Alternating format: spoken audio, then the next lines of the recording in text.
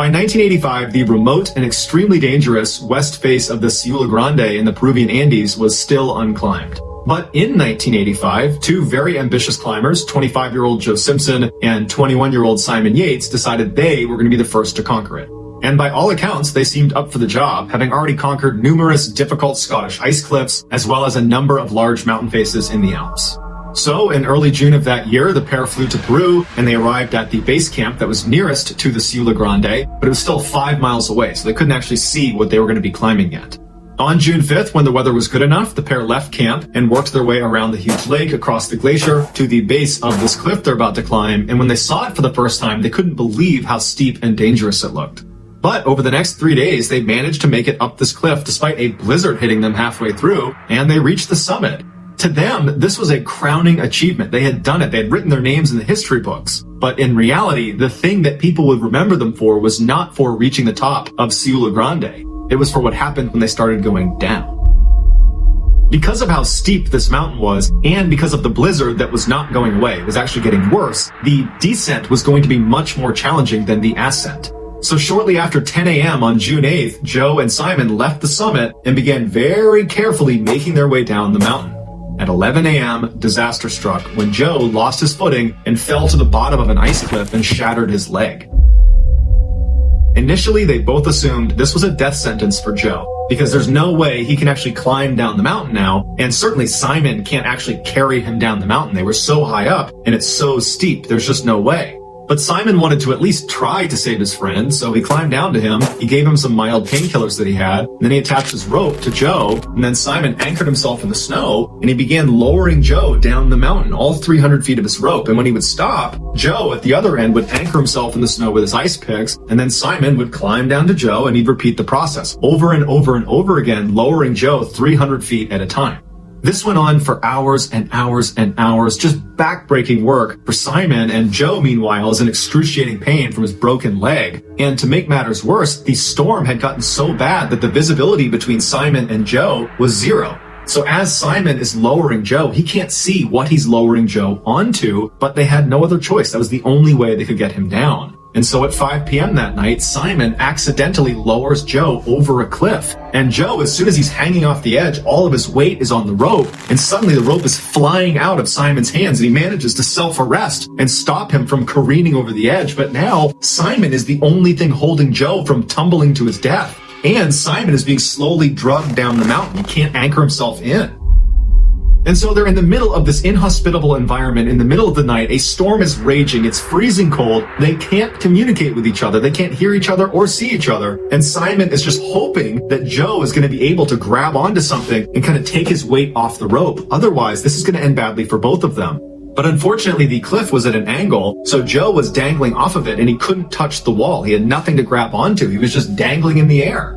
And so as Simon tries to move the rope to try to signal to Joe to take your weight off the rope, Joe is trying to climb up the rope, but his hands are starting to get frostbit. He's weak, he's in pain, he can't do anything about it. So for the next 2.5 hours, Simon is desperately trying to regain an anchor in the snow, but every second that goes by, he's getting pulled farther and farther and farther down the mountain. He can't see how close he is to the edge. He knows he's getting close. And so finally at 7:30 p.m. with no other option, he pulls out a knife and he cuts the rope. As soon as the rope was cut, Simon fell backwards. He was safe. Nothing was pulling him off the cliff any longer, but he knew he had just sent Joe to his death. Except Joe didn't die. When that rope was cut, he fell 150 feet and smashed into the ground, except what he hit was a thin sheet of ice that broke from his weight, and he fell another 80 feet into this massive ice crevasse. Joe was knocked unconscious from the fall, but when he woke up, he was laying on his side. He opened his eyes and he looked around and he couldn't believe he was alive. And he's looking around, he doesn't know where he is, it's totally dark. He turns on his headlamp and he realizes he's fallen into an ice crevasse, and he looks down and he's on this little ledge that's overlooking a much, much deeper fall. He looks down and this ice crevasse seems to just go on infinitely into this black chasm. And he realizes when he fell, had he fallen a foot over, that's where he would have gone. So it's a miracle he's alive, but now he's trapped in the middle of an ice crevasse 80 feet down. He can't go down and he can't go up. At the time, Joe didn't know if Simon had fallen off the cliff with him or if he had cut the rope. But the rope was still attached to his waist and it fed up and out of the ice crevasse. And so he grabbed it and pulled on it until it all came tumbling back down and he saw it was frayed. And so sure enough, Simon had cut the rope. Now, even though Joe wasn't mad at Simon for the decision he made because he understood it was the right one, Joe still became very emotional when he saw this. He felt so alone, he was so sad, and for a little while he just kind of freaked out and screamed and yelled and really just didn't know what he was going to do. And then after that, he sat down knowing he wasn't getting out of here and that he was going to die a slow, horrible, painful death. Joe remembers reaching up and turning off his headlamp, which retrospectively he thought was kind of goofy because he's just realized he's about to die inside of this crevasse and he's saving batteries. But with the light off, he's sitting on the ledge and he hears all the sounds that are coming from inside of this crevasse. It was this awful grinding sound, like a moaning sound that he said was so terrifying sitting in the darkness listening to the sound that he reached up and turned his light back on just for comfort. Back up on the mountain, Simon was devastated. He felt like he had just killed his friend, and even though he understood why he did it, and understood it was probably the right decision, it didn't change the fact that he felt incredibly guilty about it. And so that night, he didn't even move from the position he was. He dug a little snow cave, and he laid down and eventually fell asleep. The next morning when he got up, he began moving his way down the mountain, and he finally rounded the area where Joe had been hanging off of that cliff, and he got a chance to look down and see where Joe might have wound up. And to his horror, he's looking down, and he sees this massive opening to a crevasse that seemed almost bottomless, and now this confirms that Joe definitely has died, because he fell in there. But nonetheless, Simon goes down and goes to the edge of the crevasse and yells into Joe. He's screaming for him to call out if he's still alive. But after a while, he never heard anything from Joe, and with a heavy heart, Simon turned around and started heading back to base camp. A little while after Simon had left, Joe finally woke up. He had been asleep when Simon was yelling down for him. And so Joe wakes up, he's looking around, he can't believe this wasn't a bad dream. He starts yelling for Simon because he doesn't know what else to do. But after a while, he realized Simon's not going to come down here to get me. He cut the rope. He thinks I'm dead already. At this point, Joe decides he needs to try to climb out of the crevasse, even with a broken leg. And so he gets himself in position, he gets his ice picks, and he starts making his way up this ice wall, but he can't put any weight on his broken leg, and he keeps falling down, and he's realizing, I can't climb this. I probably couldn't climb this with two good legs, let alone with this broken one. And so Joe had two choices. He could wait on the ledge and hope to be rescued, but by his calculations, it was unlikely someone was going to come out here and rescue him anytime soon, because Simon is going to say he's dead. So wait on the ledge and probably die a slow, painful death, or he can go down deeper into the crevasse, which he has no idea where it goes, and hope somewhere down in that black void there's an opening that leads back out to the outside of the mountain. So he made his choice, screwed an anchor into the ice, put his rope through it, he tested it to make sure it would hold his weight, he looked down into the void one last time and knew that as soon as he stepped off of this ledge, he could not come back up again. This was a one-way trip. And if he made it to the bottom of his 300-foot rope and he didn't find a ledge or a tunnel or something to put his feet on, he would slip off and fall to his death. On purpose, he did not put a knot at the end of his rope because he figured either I'll find a way out or I won't, but at least it'll be quick. Down he went about 80 feet into this pitch black crevasse. He has no idea what's down there. And he gets to a point where the walls kind of come together and he was able to squeeze through it. And he realized once he got through that point, it was like the center of an hourglass where below it, it kind of opened up. And as soon as he pushed through, he could actually see to the ground. He saw flat ground and there was light shining on it, which meant there was a hole leading out into the mountains somewhere down there. And so he went all the way down, he touched the bottom, it was solid ground, he disconnected from his rope, and he climbed his way up this incline to where the sun was coming in, which was this hole that led right back out onto the mountain. And sure enough, he crawled out and tumbled out, and the sun is shining on him, and he remembers just laying on the mountain looking at the sun and laughing. He couldn't believe it. But after the initial relief of not dying wore off, he realized he was not out of the woods yet. He still needed to climb down the rest of the mountain, and there wasn't that much left to climb. He was towards the bottom and it wasn't that steep. But after that, he would need to navigate 5 miles back to base camp.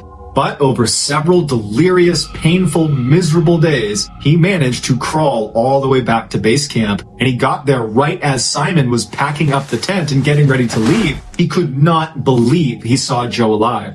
Joe said Simon just swore. He just endlessly swore. He was cussing. He couldn't even speak. He didn't understand. It was like he was looking at a ghost. But after that kind of crazy initial interaction, Simon just gave Joe a big hug, and Joe and Simon just cried and held each other. Joe underwent 6 surgical operations to repair the damage done to his leg, and doctors would tell him that you're never going to climb again, and you're probably going to struggle with walking for the rest of your life. But after 2 years of intense rehabilitation, Joe was not only walking just fine, he was mountain climbing. As for Simon, he managed to leave the mountain without any serious physical injury, but he carried with him an enormous sense of guilt that he still carries today. Joe consistently says Simon made the right decision. In every interview he does, he always makes sure to say, Simon is not at fault. It was an impossible situation. He made the right call. Joe wrote a book about the experience called Touching the Void, and it sold millions of copies worldwide and has since been adapted into a major motion picture. As for Joe and Simon, apparently they've drifted apart over the years, but they still consider each other friends.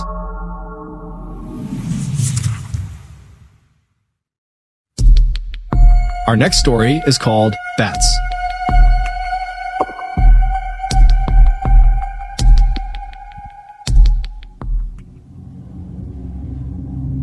In 1994, 39-year-old Mauro Prosperi took part in the brutal Marathon des Sables, which is a 6-day endurance race covering 155 miles through the Sahara Desert. The competition was known as one of the toughest in the world, but Prosperi was a former Olympic athlete, and he kept himself in unbelievable physical shape. He was also a police officer back in Italy, which kept him even more active, so he felt ready.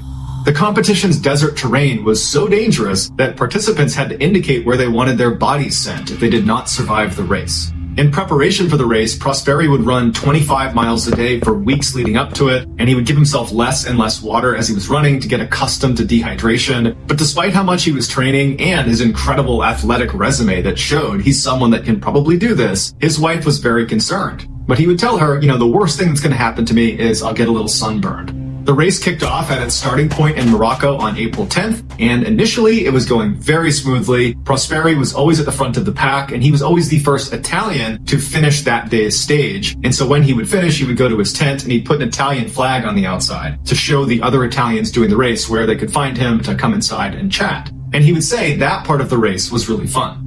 Then things went wrong on the 4th day during the longest and most difficult phase of the race. When he set out that morning, it was already very windy, and he found himself in the section between these two big sand dunes, and the pace setters had already gone way ahead, so he's totally alone. And then out of nowhere, this massive sandstorm kicks up and completely blinds him. He can't go anywhere because he can't see where he's going, and so he manages to kind of feel his way to this rock, where he gets down behind this rock, and he thinks to himself, I'll just wait it out and then continue on. But the sandstorm raged for 8 hours. When it was finally done, it was totally dark outside, so Prosperi couldn't see anything, so he decides, you know what, I'm gonna have to sleep on the dunes, and tomorrow morning I'll have to get up and keep going. And his biggest concern at this point was not that he was in a survival situation. It was, man, I was in 4th place in this race, and now with this huge setback, I'm probably gonna finish last. And so when he went to sleep that night, all he was thinking about is, man, I gotta get up and go as fast as I can so I don't finish last tomorrow. But when the sun came up the next morning, Prosperi looked around and he realized he had a much bigger problem. The sandstorm had been so strong, it had completely altered the landscape. The dunes had all moved around. He had no points of reference. And so even though he had a map and he had a compass, he had no way to orient himself. So he had no idea what direction to go. Anybody that competed in this race really needed to be self-sufficient. And so Prosperi had a knife, he had plenty of dehydrated food, he had a sleeping bag, but he had very little water. He had about a half bottle of water. Because at each of the checkpoints during the day, the race officials would give you all of this water, and the idea was you would drink it all by the time you got to your next checkpoint. And he had not made it to the next checkpoint, and so was very low on water. As he's looking around, realizing this is a really bad situation, he thinks to himself, other runners must have had this same thing happen to them. They probably had to hunker down yesterday during the sandstorm, and they're just waking up now. They're looking around. I'm bound to find someone. We'll link up, and we will get to the end of this race, and we'll be just fine. And so he runs to the top of a sand dune and looks around, expecting to see someone, and he doesn't. There's no one in all directions. It's just completely barren desert. And so he leaves that sand dune, goes up another one, and does the same thing. He's looking around, and there's nobody there. And over the course of several hours, he was just running to the peaks of these different sand dunes, expecting to see someone, not seeing anyone, becoming more panicked and expending more energy. And finally, by the late afternoon, when he's sweating profusely, the sun is bearing down on him, and he still hasn't seen anyone, he realizes he's gonna die if he keeps doing this, and he needs to be smart about this. And so at this point, he went into survival mode, and he decided that the only times he's going to move are going to be at night and in the early morning hours, because those are the times when the sun is not up and it's still pretty cool, and he can conserve energy that way. He also began peeing into bottles and began conserving his urine to drink later when he did run out of water. And so over the next 2 days, he conserved his energy, but he was just kind of drifting through the desert, and he wasn't really getting anywhere. He didn't know if he was making progress because he had nothing to go to. He wasn't seeing anyone, and he was starting to realize the situation is getting worse and worse by the minute. And then, in an incredible stroke of luck, he comes across this Muslim shrine in the middle of nowhere that Bedouins would use as they traveled across the desert, and he ran inside hoping that there'd be a person in there. And there was a person in there, but they were dead inside of a coffin. But he was happy that he now had shelter over his head, and this felt like progress. He began taking stock of his new surroundings, and when he was inside the shrine looking up into the ceiling, he saw it was lined with hundreds of bats. And at this point, he's really hungry, he's really thirsty, and so he climbed up into the rafters and began grabbing handfuls of bats and drinking their blood. After drinking the blood of 20 bats, he used some of the wood that was inside of the shrine, and he built a fire outside, and that would be his way to signal planes and helicopters going overhead that he assumed would be out looking for him. And so he sets the fire and he comes back inside expecting, over the next couple of days, someone's bound to find him, but nobody does. And 4 days go by and 3 separate times a plane or a helicopter flew directly over him. He's got his fire going, he's out there flagging him down, but nobody saw him. And so at the end of those 4 days, he's now been out in the desert roaming around for nearly a week, and he's starting to realize that this is the end. He's not going to survive this. No one knows where he is. No one's seen him so far. He's running out of supplies. This is it. And so knowing he was staring down a long, painful death either by dehydration or starvation, he decided he was going to expedite it.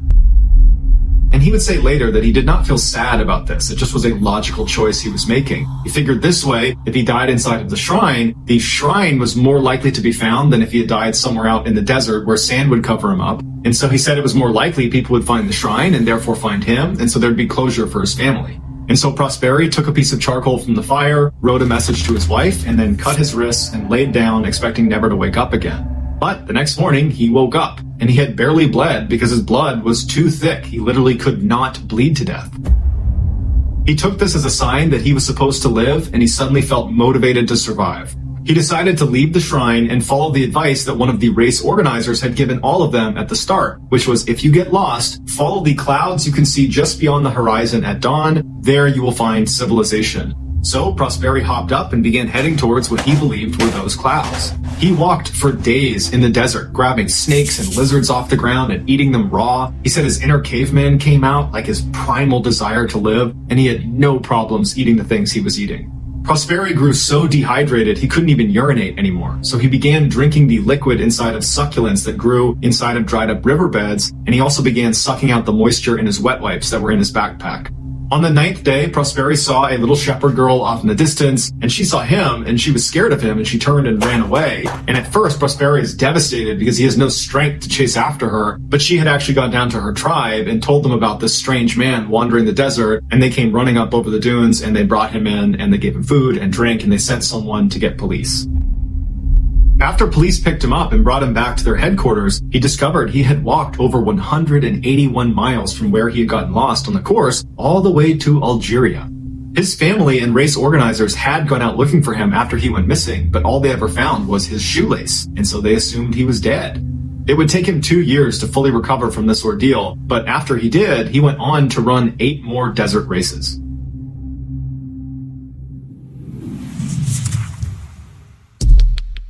The next and final story of today's episode is called Head in the Clouds.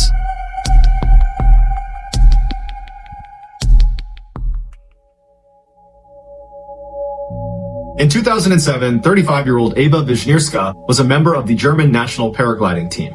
Over the previous 2 years, Eva had competed in 10 of the world's biggest paragliding competitions, and she had won 6 of them, making her the top female paraglider in the world. So coming into that year, Eva was very motivated to work extra hard to make sure she retained that title as world champion. On February 24th of that year, Eva was preparing her gear alongside 200 other paragliders on Mount Bora in New South Wales, Australia. This was Eva's last training opportunity before her first major competition of that year, which was scheduled for the next week. As they were getting ready to launch, one of the coaches walked in front of the group and made an announcement. He said storm clouds had been spotted to the north, but the forecast was a little bit ambiguous. It wasn't clear if the storm was going to move over their training area or not. So it was up to each of the paragliders if they still wanted to launch that day and risk the bad weather. Eva, who was really eager to get this training flight in, looked at the sky and saw that it was pretty gray, but decided that she was going to do it. Worst case scenario, she would have to cut it short. The rest of the German national team, they didn't want to take the risk, and so they stayed grounded that day. Ava took a little bit longer preparing her gear, so by the time she was lining up on the cliff, she was only one of a handful of people that remained. And so strapped into her glider, she took a good run forward and launched herself up into the air. On the ground, the rest of the German national team followed in a van to track her progress and checked in with her from time to time with their radio. The first part of Ava's journey was incredibly calm. She followed the ridgeline from Mount Bora for 12 miles until it ended. At that point, she entered into the skies over the vast savanna. As her GPS and tracking log ticked, tracking her progress, 2 large thunderstorm clouds appeared in front of her, one larger than the other. The vast majority of the other paragliders that had launched that day had launched ahead of Ava, and so when these clouds appeared, they had already passed that section, and so they didn't need to contend with the storm. As for Ava and the other 2 people she was with, which was an Austrian team member and a Chinese team member, they had a decision to make. They could either immediately ground their flight to avoid the storm, or they could attempt to dodge it. They chose the latter. They knew it was too dangerous to try to fly underneath these clouds because of something called updraft. At the beginning of storms, warm air is sucked up from the ground up into these clouds, and a paraglider, if they get caught in that, can get sucked up with the air into the storm. And so Ava and the other 2 paragliders began aggressively flying around the outside of these clouds when all of a sudden the storm completely changed. The big cloud overtook the small cloud, creating this 12-mile wide cumulonimbus cloud that now all 3 paragliders were stuck inside of. Any updraft is dangerous to a paraglider, but the updraft of a cumulonimbus cloud is famously dangerous because it's extremely powerful and it lasts for over an hour. The Austrian man was able to pull down on one toggle, point his feet, and begin spiraling all the way out of the grasp of this updraft. And he said he turned to look at the other 2, and he didn't see the Chinese man, but he did see Ava, and she was desperately trying to do what he was doing and spiral down, but she was clearly caught in the updraft, and he watched her get pulled up into the black cloud out of view. By the time the Austrian man hit the ground, he would say it had become the worst thunderstorm he had ever seen, with huge hail balls hitting the ground all around him. He took one more look up, and he didn't see the Chinese man, he didn't see Ava anywhere, and he took off running for a barn to seek shelter. And when he was there, he pulled out his radio and he alerted the other teams of this emergency. Inside the cloud, Ava was hurtling up like a rocket. The storm was lifting her at a rate of 60 feet per second. There was nothing she could do to get out of this wind tunnel. Ava knew she was getting pulled towards the storm's eye in its vicious center because of the immense claps of thunder that just kept getting louder and louder, and it also kept getting darker and darker all around her. In fact, it was pitch black, except for the occasional flash of lightning that came very close to electrocuting her. As she desperately tried to keep her glider stable, she was able to place a radio call down to her team on the ground, but all she could say was, "I can't see anything," before it cut out. And at some point, Ava reached the eye of the storm where it's pitch black and the temperatures are freezing and hail balls the size of oranges are pelting her left and right. And the updraft kept pulling her higher and higher and higher until she passed out from a lack of oxygen. And at some point, this updraft actually shot her up and out of the cloud. And while this meant she was out of the storm, she was now in air that was 50 degrees below zero, which meant everything, her face, her gloves, her clothes, the wings of her glider, everything completely froze. And to make matters worse, at the altitude she was at, there was almost no oxygen and she did not have a breathing apparatus. So by all accounts, Ava should be dead. But somehow, she didn't die. She just kept floating around above this storm cloud for 45 minutes. And then something happened. The ice on one side of the glider broke off, causing it to collapse, throwing her into a deadly free fall, and she's not in control, she's still unconscious, and she starts barreling back towards the ground like gravity has been turned back on again, going straight through the storm all over again. And so through the storm, going at 90 feet per second, she clears the storm, and then right after getting out from underneath it, her glider miraculously just opens back up again. And the jerking motion of her suddenly stopping her free fall jolted her awake. And so she's looking around, totally confused as she's gradually regaining consciousness, and she's taking stock of where she is, and she's still in the storm cloud, but right at the bottom of it. But luckily, the updraft had stopped. And so she was steady, and she was able to reach up and grab her toggles, and she was able to fly herself down to the ground and crash land, and then she curled into a ball, grabbed her radio, and she called her team. When they heard her voice, they could not believe she was alive, because the other paraglider that got sucked up by the updraft, the guy from the Chinese national team, he unfortunately was struck by lightning and was killed. And so they were anticipating finding out that Ava had been struck by lightning as well. But Ava had not just survived. When they brought her to the hospital, they discovered that virtually nothing was wrong with her. She had some pretty bad bruises and cuts from the hail, and she had a little bit of frostbite on her face, but it was treatable. And so the same day she was brought in, they discharged her. After leaving the hospital, she and her teammates went back to the launch site so she could collect her gear. And when they got there, she looked at her GPS, and the GPS had been tracking her entire flight the entire time she was up in that cloud. And she showed her teammates what it said, and they literally couldn't believe it. The screen showed she had reached an altitude of 32,634 feet, which, to put this in perspective, is the same altitude you fly at inside of a commercial jet. So imagine being outside of your plane in the middle of a flight, and that's how high she was. Another reference point is she was approximately 4,000 feet higher than the summit of Mount Everest. No human being had ever been that high, unprotected, and lived to tell the tale, until Ava.